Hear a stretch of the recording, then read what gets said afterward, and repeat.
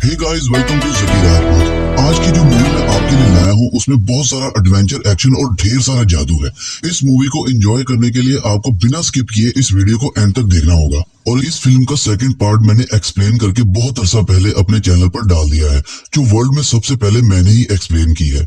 और इसका second part आपको पूरी यूट्यूब पर मेरे चैनल के अलावा कहीं और नहीं मिलेगा। तो उसे देखने के लिए मेरे चैनल का विजिट करें और उसका लिंक भी मैं आपको डिस्क्रिप्शन में दे दूंगा। इस वीडियो को शुरू करने से पहले आप सब दोस्तों से रिक्वेस्ट है कि मेरे चैनल को सब्सक्राइब कर लें और साथ ही साथ बेल आइकन को भी प्रेस कर लें। और अगर आपको वीडियो पसंद आती है तो एंड पर वीडियो को लाइक जरूर करें। और अब वीडियो को शुरू करते हैं। फिल्म के शुरू में हम एंशिएंट रशिया को देखते हैं, यानी पुराने वक्त के रशिया को, जहां एक जंगल में एक योद्धा अपने घोड़े पर भाग रहा होता है और कुछ लोग उसका पीछा कर रहे होते हैं और वो लोग उस योद्धा को पकड़ लेते हैं।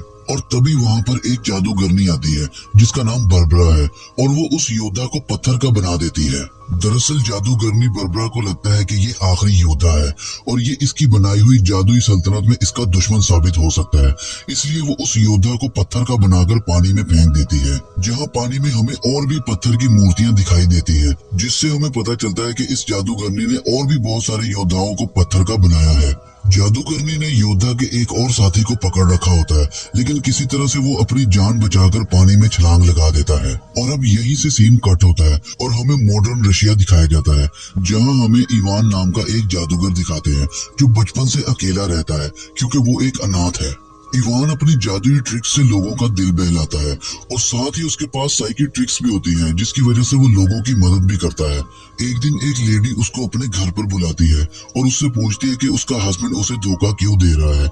इवान उसे अपनी पावर से बताता है कि तुम्हारे घर पर बुरी शक्तियों का असर है, जिसकी वजह से तुम्हारा हस्बैंड तुम्हें धोखा दे रहा है। उस औरत को अभी तक तो अपने हस्बैंड पर सिर्फ शक था, लेकिन इवान की बात सुनने के बाद उसे कंफर्म हो जाता है कि उसका हस्बैंड उसे धोखा दे रहा है। इसके बाद एक लेडी इवान को हॉस्पिटल बुलाती है, जहां उस लेडी का बच्चा कोमा में होता है, लेकिन इवान चाहकर भी उस बच्चे की मदद नहीं कर पाता क्योंकि बच्चों को देखकर उसे अपना बचपन याद आ जाता है, जहां वो एक अनाथ आश्रम में रहा करता था, जहां उसे कुछ बच्चों ने अनाथ आश्रम के एक कमरे में बंद कर दिया था। इवान को उस कमरे में बहुत डर लग रहा होता है और तभी उसको एक पिन मिलती है, जिसकी मदद से वो दरवाजा खोलकर बाहर आ जाता है। और इवान ने आज भी उस पिन को लॉकेट में डालकर अपने गले में संभाल कर रखा होता है। और तभी इवान के पास एक आदमी आता है।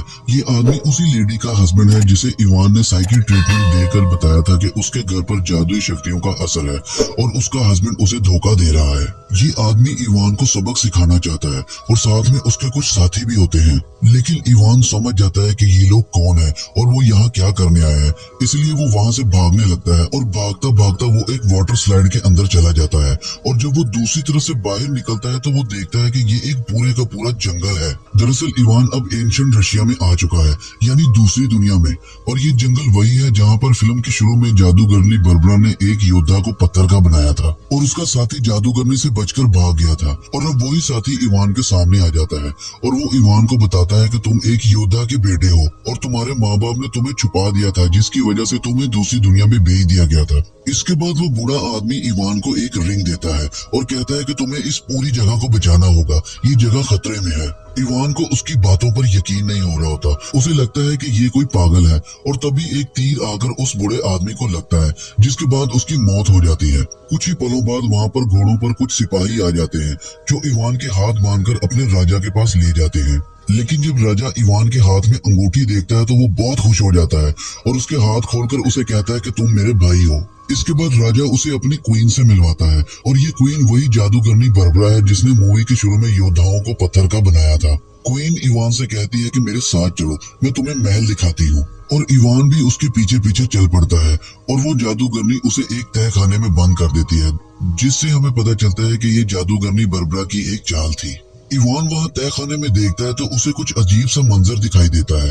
वहाँ एक आदमी की बॉडी के हर एक हिस्से को बर्फ के टुकड़ों में कैद कर रखा होता है। वो आदमी इवान से कहता है कि मैं तुम्हें जानता हूँ और मैं ये भी जानता हूँ कि तुम कहाँ से आए हो, पर शायद तुम नहीं जानते कि तुम कौन हो। तुम एल्यूशा के बेटे हो। दरअसल एल्यूशा वही है जिसको फिल्म के शुरू में जादूगरनी बर्बरा ने पत्थर का बनाकर पानी में फेंक दिया था।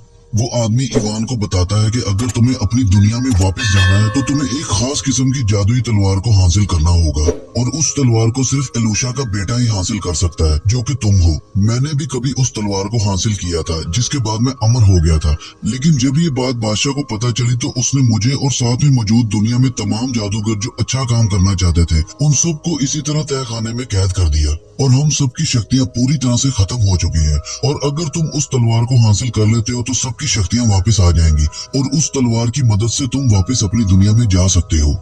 और अब यहाँ तय खाने में कैद करने के लिए एक विच को भी लाया जाता है जिसका नाम बाबा यागा है। और अब रात के वक्त वो विच सब गार्ड्स को अपने जादू के जरिए बेहोश कर देती है।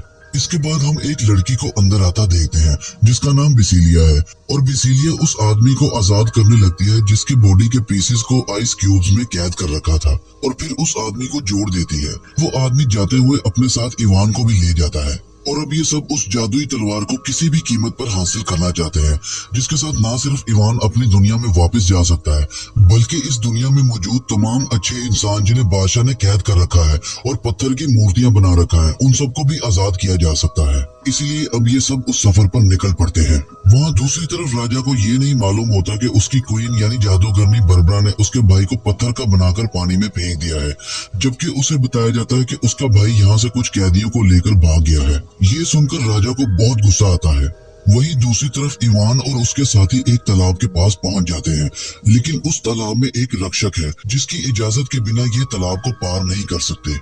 और अब उनमें से जो एक विच है वो एक खूबसूरत लड़की का रूप धारकर उस रक्षक को इम्प्रेस करने लगती है और वो रक्षक जो एक मेंढक की तरह दिखता है वो ना सिर्फ उससे इम्प्रेस होता है बल्कि उनकी मदद के लिए उनके साथ चलने के लिए भी तैयार हो जाता है। और अब ये सब आगे की सफर पर निकल पड़ते हैं जहाँ ये एक गुफा में पहुंचते हैं। वहाँ एक बहुत बड़ा जायंट खाना बना रहा होता है। ये चुपचाप उस जायंट के पीछे से निकल जाना चाहते हैं, लेकिन तभी इवान के फोन पर रिंग होने लगती है जिससे उस दानव को यानी उस जायंट को पता चल जाता है कि उसके पीछे कोई है और वो पीछे मुड़ता है और इवान पर हमला कर देता है जिससे इवान दूर जा गिरता है। इवान उस दानव को डिस्ट्रैक्ट करने के लिए अपने फोन पर एक म्यूजिक ऑन करके डांस करने लगता है और उसके बाकी के साथी चुपके से वहां से निकल जाते हैं। और अब ये सब एक बहुत ही खतरनाक नदी के पास पहुंचते हैं जिसमें बहुत ही खतरनाक और खूंखार मछलियां होती हैं। और अब वो उस रक्षक को जो मेंढक की तरह दिखता है उसे पानी में भेजते हैं ताकि वो उन मछलियों को इस जगह से दूर भेज सके। और तभी जादूगरनी बरबरा अपनी पूरी सेना के साथ वहां पहुंच जाती है और वो उन पर हमला कर देती है। ये सब उनसे बचने के लिए पानी में कूद जाते हैं जहाँ वो रक्षक मेंढक जिसका नाम बैरू है वो पहले से ही मौजूद होता है। वो उन्हें कहता है कि तुम लोग यहाँ से भाग जाओ, मैं अकेले ही क्वीन का मुकाबला कर लूंगा। इसके बाद वो रास्ते के आगे आकर तालाब का सारा पानी पी लेता है और गुब्बारे की तरह फूल जाता है जिससे रास्ता बंद हो जाता है और क्वीन के सैनिक आगे नहीं जा पाते, जिससे रानी को बहुत गुस्सा आता है और वो अपने जादुई हंटर से बैरू पर वार करती है जिससे वो पत्थर का बन जाता है। वहीं दूसरी तरफ इन चारों को दिखाया जाता है जो वहां से बचकर निकल आए थे। दरअसल इवान हर कीमत पर उस तलवार को हासिल करना चाहता है ताकि वो वापस अपनी दुनिया में जा सके, लेकिन बिसिलिया ऐसा बिल्कुल नहीं चाहती कि इवान वापस अपनी दुनिया में जाए क्योंकि कहीं ना कहीं बिसिलिया भी उससे प्यार करने लगी है। बिसिलिया के पास फ्रॉग बनने की पावर होती है जिसमें कहीं ना कहीं जादूगरनी बरबरा का हाथ होता है, क्योंकि एक बार बिसिलिया के पूरे परिवार को जादूगरनी बरबरा ने फ्रॉग में तब्दील कर दिया था, लेकिन उस विच बाबा यागा ने वापस बिसिलिया को इंसान बना दिया था। और एक बार फिर से बरबरा उन तक पहुंच जाती है और उन पर हमला कर देती है। इवान को उसके सिपाही पकड़कर बंदी बना लेते हैं और जब वो बिसिलिया के पास पहुंचने लगे होते हैं तो वो ऊपर से नीचे गिर जाती है, लेकिन इससे पहले कि वो नीचे जमीन पर गिरती वो फ्रॉग में बदल जाती है और उसकी जान बच जाती है। वहाँ दूसरी तरफ हमें इवान को दिखाते हैं जिसे जादूगरनी बरबरा बंदी बनाकर अपने साथ ले जा रही होती है, लेकिन इवान उसे किसी तरह डिस्ट्रैक्ट करके वहाँ से भाग जाता है और वो भागता हुआ ऐसी जगह पर पहुंच जाता है जहाँ बहुत सारी तलवारें जमीन में गड़ी होती हैं और इन्हीं तलवारों में एक वो भी तलवार है जो इवान को चाहिए। लेकिन इससे पहले कि वो असली तलवार तक पहुंचता वहाँ बरबरा आ जाती है और वो अपने जादू से उस पर हमला कर देती है। पर इसी हमले के बीच इवान को असली तलवार मिल जाती है और वो तलवार इतनी शक्तिशाली होती है कि उसका मुकाबला कोई भी नहीं कर सकता। और अब इवान उस जादुई तलवार से बरबरा पर दूर से ही हमला करता है और उस तलवार की शक्ति से बरबरा दूर जा गिरती है और इस तरह वो बरबरा को हरा देता है। और अब इवान का वही साथी जो उसे तय खाने में मिला था जिसका नाम कोस्चे है वो वहाँ आ जाता है। इवान को कोस्चे पर बहुत भरोसा होता है। वो अपनी तलवार कोस्चे को पकड़ा देता है और उसी वक्त कुछ सिपाही आकर इवान को पकड़ लेते हैं, जिससे हमें पता चलता है कि ये पूरा प्लान तलवार हासिल करने के लिए बनाया गया था और ये आदमी राजा का अपना है, क्योंकि राजा को हर कीमत पर ये जादुई तलवार हासिल करनी थी। और राजा उस तलवार के बदले कोस्चे को एक खास पत्थर देगा और वो पत्थर कोस्चे को अमर होने वाले शराब से आजाद करवा देगा। लेकिन राजा कोस्चे को वो खास पत्थर नहीं देता, बल्कि उसके बदले एक नकली पत्थर दे देता है। यानी राजा ने उसके साथ धोखा किया है, क्योंकि राजा इस तलवार और उस खास पत्थर की मदद से हमेशा के लिए अमर होना चाहता है। और अब राजा उस तलवार से उन सब पर हमला करने ही लगा होता है कि तभी वहाँ बेसिलिया आ जाती है और वो राजा को धक्का मार देती है, जिसकी वजह से तलवार राजा के हाथ से दूर जा गिरती है। और अब इवान उस तलवार को उठाकर गोल घुमाता है, जिसकी वजह से एक हवा में बवंडर बन जाता है और इवान तलवार को वहीं पर फेंककर उस बवंडर में छलांग लगा देता है और वो वापस अपनी दुनिया में आ जाता है। और अब अपनी दुनिया में वापस आने के बाद इवान को बेसिलिया बहुत याद आती है। उसे एहसास होता है कि उसे बेसिलिया को वहाँ छोड़कर यहाँ नहीं आना चाहिए था, इसीलिए वो उस वाटर स्लाइड से होता हुआ इस दुनिया में वापस आ जाता है जहाँ से वो पहले इस दुनिया में आया था। वहाँ पर राजा को दिखाया जाता है, जिसके हाथ में वही जादुई तलवार होती है, लेकिन इवान इस बार अपने साथ गन भी लाया होता है। वो राजा पर बहुत गोलियां चलाता है, लेकिन राजा पर उन गोलियों का कोई भी असर नहीं होता, क्योंकि उस जादुई तलवार में उस प्रीशियस स्टोन को लगाने की वजह से राजा में बहुत सारी ताकतें आ जाती हैं। और अब वो इवान को मारने के लिए आगे बढ़ रहा होता है कि तभी वहाँ एक बहुत ही भयानक ड्रैगन आ जाता है, जो इवान को बचाने के लिए राजा पर आग से हमला कर देता है। और इसी मौके का फायदा उठाते हुए इवान वेसिलिया को आजाद करवा देता है। वेसिलिया उसे बताती है कि तुम्हें अगर राजा को मारना है तो उस प्रीशियस स्टोन को तबाह करना होगा, उसी से राजा की मौत होगी। और अब इवान राजा को लड़ने के लिए ललकारता है और राजा भी अपनी तलवार नीचे रखकर इवान से लड़ने लगता है, क्योंकि वो बिना तलवार के भी बहुत शक्तिशाली है। और अब इनके बीच फाइट होने लगती है, जिसमें इवान राजा से बहुत मार खाता है। वहीं दूसरी तरफ वेसिलिया को भी दिखाया जाता है, जो बर्बरा के साथ लड़ रही होती है, उसका मुकाबला कर रही होती है। यही इवान को एक और सच पता चलता है कि राजा उसका कभी भी भाई नहीं था, बल्कि राजा उसका इस्तेमाल कर रहा था और राजा और क्वीन ने मिलकर उसके बाप को पत्थर का बनाया था इस सल्तनत को हासिल करने के लिए।